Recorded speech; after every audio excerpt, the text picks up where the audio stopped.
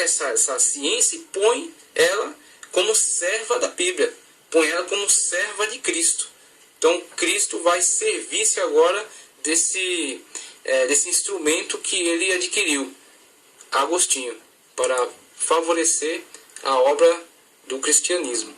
Deus criou todas as coisas com o objetivo supremo de glorificar o seu nome e revelar as suas perfeições.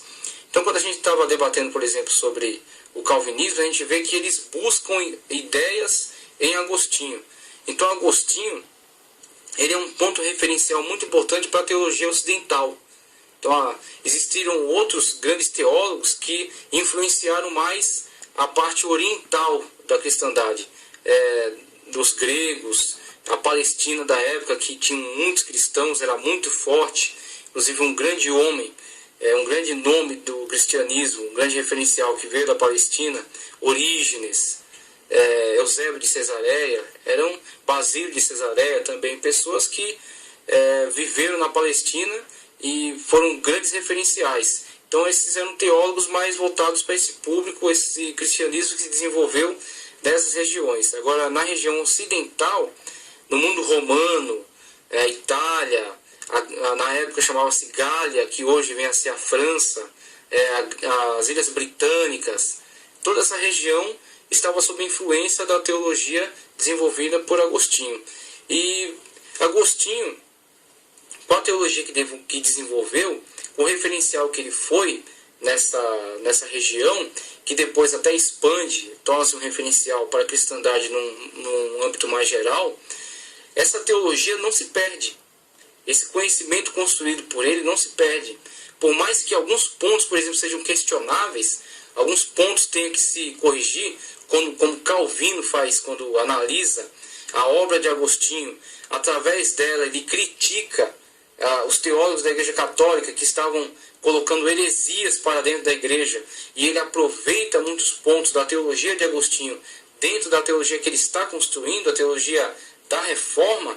A gente vê alguns pontos, por exemplo, esse, que Deus criou todas as coisas com o objetivo supremo de glorificar seu nome e revelar as suas perfeições. Os infralapsarianos, que são os calvinistas moderados, eles, a partir desse ponto de vista de Agostinho, eles estabelecem aquela situação da ordem dos decretos divinos, quando a gente já viu, eles estabelecem que a prioridade de Deus não foi, no momento primordial, determinar aquele que haveria de se salvar e que haveria de ser condenado, mas que sim, a prioridade de Deus,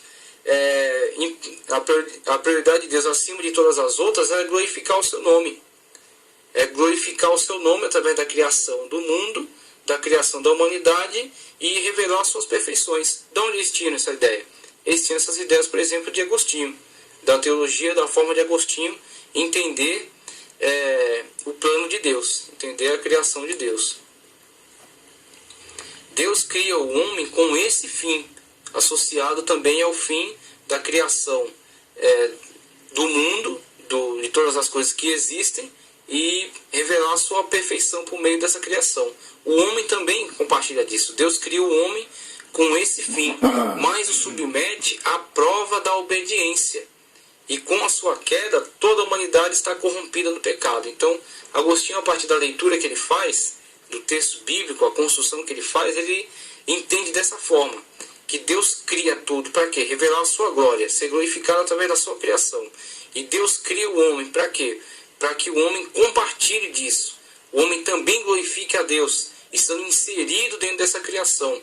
Compartilhe, participe da graça e da misericórdia de Deus, do benefício de Deus, goze de uma vida em comunhão com Deus. Só que tudo isso é feito pelo homem, mas cobra-se do homem que resista, que esteja exposto a uma situação de prova, a uma situação de teste, vamos colocar assim, e esse teste é estabelecido quando no meio do jardim, diante do homem, é colocado a árvore do conhecimento do bem e do mal, e é dado a ele um mecanismo chamado livre-arbítrio, por meio do qual ele poderá optar entre desobedecer a Deus ou obedecer e continuar gozando de todos aqueles benefícios que o Senhor já estava concedendo.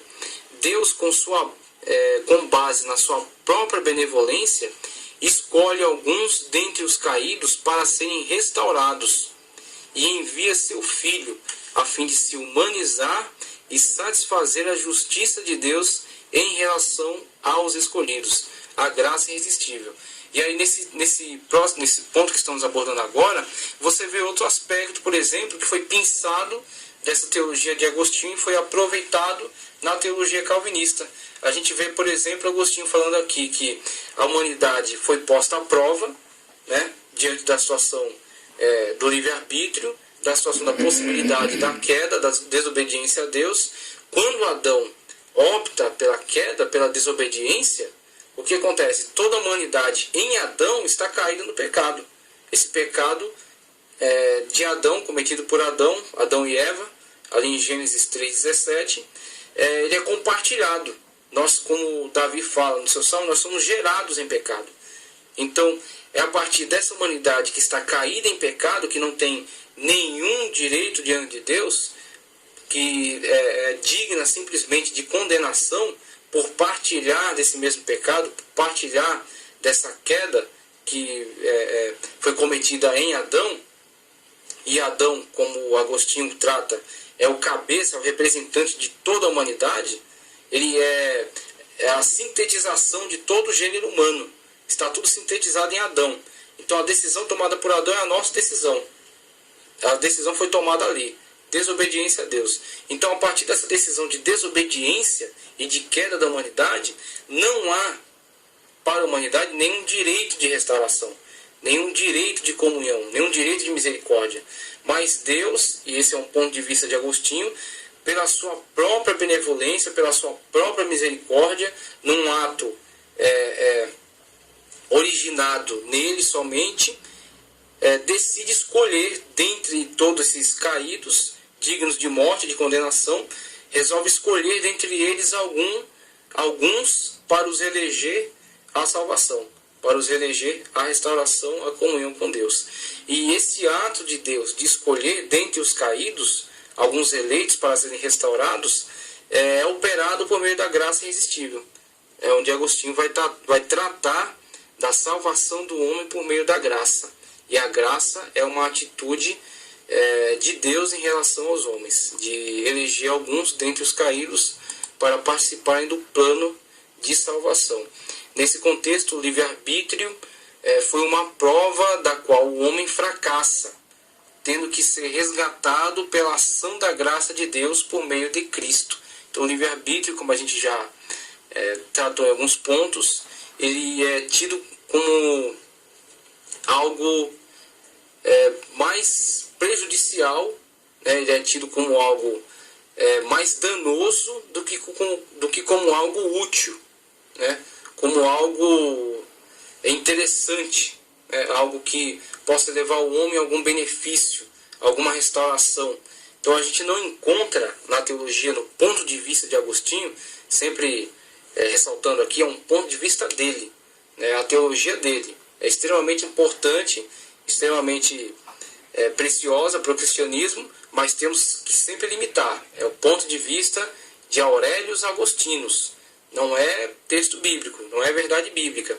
É o pensamento desse homem na leitura que ele está fazendo das verdades bíblicas. Então, nós temos que conhecer, temos que estudar, analisar, mas não temos que estar submetidos a ele. Temos que aproveitar aquilo que foi interessante da teologia dele, da mesma forma como os teólogos vêm fazendo. Nós temos que ter a mesma habilidade. Ler, entender o ponto de vista dele, a forma de pensamento dele e aproveitar aquilo que nós entendemos que seja verdadeiro conforme a palavra. A Bíblia é o parâmetro. A Bíblia é o medidor da medida, daquilo que é certo, daquilo que é errado. Então ele entende que o livre-arbítrio na verdade, ele olha com um aspecto mais negativo do que positivo. Ele não entende que o livre-arbítrio, por exemplo, possa ser usado, possa beneficiar o homem numa escolha de restauração da sua comunhão com Deus, por exemplo. Ele entende que esse não é um papel do livre-arbítrio. Esse é um papel da graça irresistível, que vai eleger dentre os caídos alguns para serem restaurados por meio da obra de Cristo. O Espírito Santo é aquele que está ao lado dos eleitos. Você vê a forma como ele entende a situação? Então, Deus, por uma atitude sua de benevolência, de misericórdia, escolhe dentre os caídos alguns que vão ser restaurados. Eles não estão fazendo a opção, essas pessoas que estão caídas em pecado, não estão fazendo a opção, usando o livre-arbítrio deles para o bem, para a restauração, a comunhão com Deus. Não é isso. Ele entende que é Deus, pela sua benevolência, que está escolhendo alguns e os está restaurando por meio da graça. Essa graça operada pela obra de Cristo. Quando Cristo paga pelo pecado de alguns, aí você vê como o entendimento muda de um teólogo para outro. A gente vai ver mais para frente que vão ter outros entendimentos sobre isso. Então Agostinho, e essa ideia de Agostinho é aproveitada em Calvino, né, nas escolas calvinistas, ele entende que Cristo morreu pelos eleitos. E aí quando Cristo morre pelos eleitos, paga o pecado deles diante de Deus, o Espírito Santo está ao lado deles, os auxiliando para que alcancem o estado de graça, para que alcancem o estado de restauração, por meio da graça que está sendo fornecida por Deus, para a salvação deles. Então, são pontos de vista da doutrina agostiniana. Algumas obras extremamente importantes de Agostinho, que você precisa adquirir, você precisa estar em contato com elas. A Trindade. A Trindade, ao meu ver, é a obra mais importante de Agostinho. Tudo bem que existe o livro A Cidade de Deus, que também é muito importante, é fundamental, né, fundamenta muito daquilo que nós entendemos sobre interpretação bíblica, sobre conhecimento bíblico. Mas a Trindade é um livro onde Agostinho mergulha num tema extremamente difícil, num tema extremamente importante e de difícil compreensão. Então Agostinho dedica esse livro inteiro, é um livro muito grande, dedica esse tratado inteiro a explicar e a nos dar diversas possibilidades de entendimento sobre essa verdade chamada Trindade, né, que está revelada ao longo de todo o texto bíblico. Suas evidências são numerosas e a partir dessas evidências é construído o conhecimento que nós temos da Trindade, da natureza de Deus, né? O Pai, o Filho e o Espírito Santo, 3 pessoas e uma mesma essência, um Deus.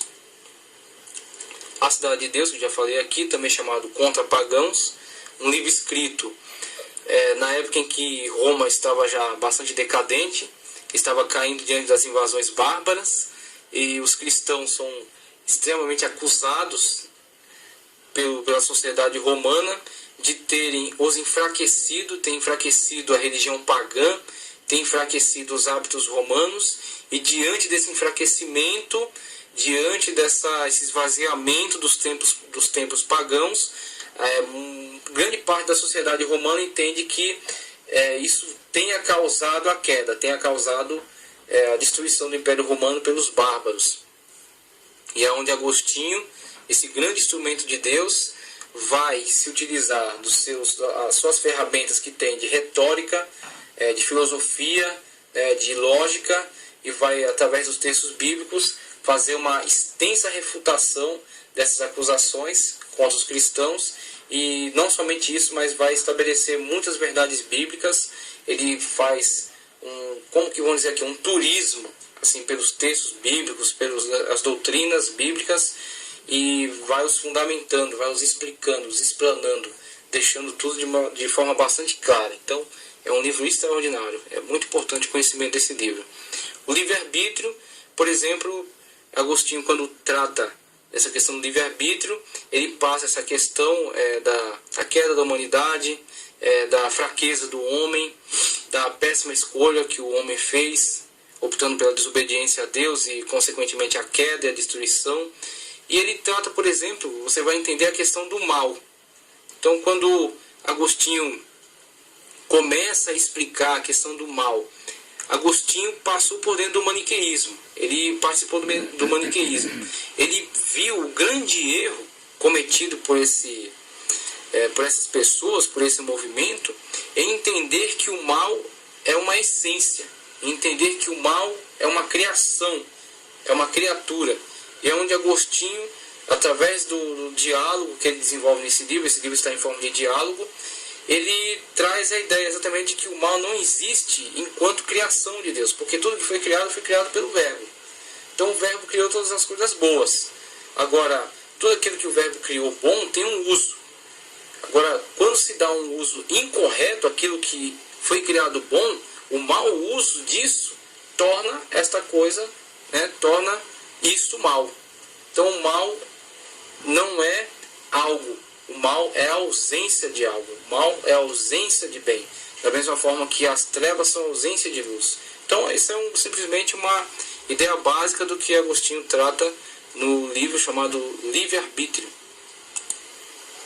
De Gênesis é um comentário bíblico sobre a criação, sobre o que é tratado em Gênesis, Então Agostinho, a partir desse ponto de partida, ele desenvolve um grande argumento, uma grande explanação, trazendo aí muita explicação e muita luz, claro que limitado àquilo que ele poderia desenvolver na época. Então a teologia de hoje com certeza vai questionar alguns pontos de vista dele em relação àquilo que ele traz, os comentários que ele faz, mas com certeza foi fundamental, foi muito importante e foi um ponto de partida para que hoje nós possamos reinterpretar e melhorar cada vez mais o nosso entendimento sobre essa verdade bíblica, essa revelação bíblica por meio do livro de Gênesis. A verdadeira religião é um tratado, vamos dizer assim, um tratado apologético, onde Agostinho faz a defesa dos conceitos religiosos, faz a defesa da verdade da Bíblia, a verdade cristã.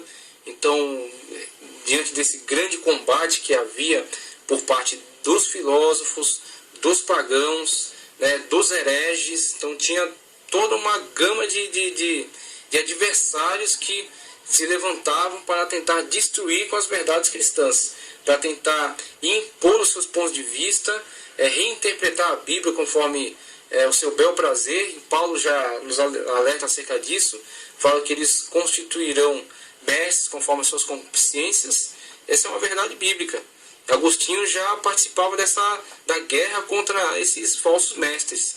Pedro nos alertou sobre esses falsos mestres também. E hoje eles estão aí e precisam ser combatidos. Por isso que você está estudando teologia. Por isso que você está tomando conceitos bíblicos e aprendendo a pensar a Bíblia de forma mais profunda, para você se defender e defender a nossa fé, desses falsários, como Judas nos recomenda na sua carta. Defender a nossa fé que uma vez nos foi dada. Então a verdadeira religião é isso, é uma defesa. A graça, onde Agostinho trata dessa grande obra de Deus, essa grande ação de Deus, ao eleger alguns para a restauração e como se dá essa grande obra de Deus da restauração, a obra de Cristo, o sacrifício de Cristo, a aplicação do sacrifício de Cristo na nossa vida e todo o desenvolvimento do plano de Deus para a salvação dos eleitos. Então, algumas obras que foram desenvolvidas por Agostinho, tem outras, mas que são bastante interessantes, bastante importantes, foram importantes, são importantes. A teologia, grande parte da teologia está fundamentada sobre aquilo que este grande homem de Deus construiu, e é muito importante para mim e para você termos contato também com este conhecimento. Confissões, encerrando aqui, é o livro onde Agostinho nos traz a sua situação de vida, os seus conflitos internos, o desequilíbrio emocional em que ele se encontrava, a crise existencial pela qual ele passou, o grande encontro que ele teve com Cristo. E é um livro assim de uma profundidade extraordinária, um livro muito poético, um livro onde ele derrama sua alma diante do Senhor, e ele nos traz assim muito daquilo que ele sente de Deus, aquilo que ele entende, aquilo que ele tenta expressar em relação ao amor que ele tem, em relação ao ponto de vista dele da situação dos que estão à sua volta. Então Agostinho, nesse livro, ele é bastante profundo e é muito útil nós estarmos em contato com isso, porque nós estaremos em contato com a fé de um grande homem, que foi muito útil para a obra de Deus. Inclusive, nesse livro, Agostinho traz um conceito sobre eternidade que é muito útil. Então aquilo que a gente leu, por exemplo, há alguns slides atrás, quando estava tratando do calvinismo, da ordem dos decretos divinos, aquele conceito de eternidade como passado, presente e futuro vividos simultaneamente, né, um eterno presente, é algo construído por Agostinho, que está presente no livro Confissões. Então, recomendo a todos, vão além, né, da apostila, vão além daquilo que a gente tem passado, pesquisem, queiram saber, saiam do nível da mediocridade, né? Não queiram ser crentes medíocres nem estudantes medíocres, satisfeitos somente com aquilo que está fácil. Vão além, queiram saber mais, façam uma leitura própria, tenham um ponto de vista próprio, né? Tenham um conhecimento independente, para que você possa se posicionar em relação a esses assuntos, né? Não ser conduzido simplesmente, mas ter o seu próprio ponto de vista. Então é muito útil para todos nós.